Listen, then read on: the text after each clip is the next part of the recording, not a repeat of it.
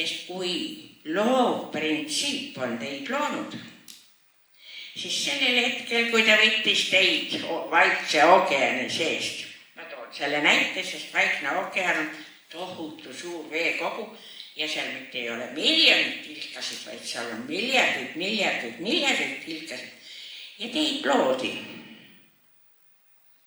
Siis loovprintsiip võttis teid üks väike tilk.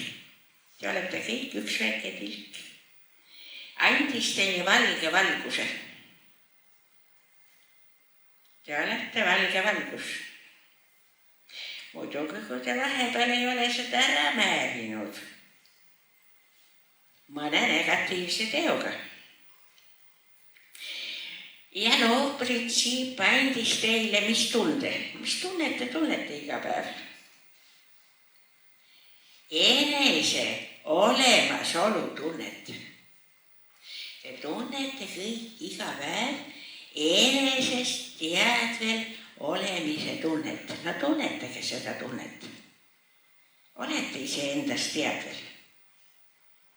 Istun siin, varbad on soojad, näiteks hea on olla, mõnus on olla, tore inimene istub ma kõrval, enesest teadvel olemise tunne.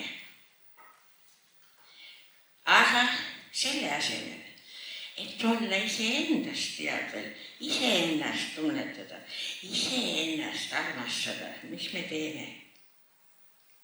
Me lähme võõrasse kapsaaeda. Anname teistele hinnanguid. Kritiseerime kõigepealt iseennast, et ma ei kõlba seda pidi ja ei kõlba teist pidi ja mis ma kõik olen. Ei armasta iseennast selle loova printsiibi poolt loodud olendit. See on püha olend. Mõelge selle peale. Te olete iseendast teadvel ja te austate iseennast. Palun tehke seda praegu. Tehke seda. Tunnetage, mis tunne teie kehasse tuleb, kui te austate seda tegelast, kelle keha te kasutate. Mis tunne on, kui te olete kohal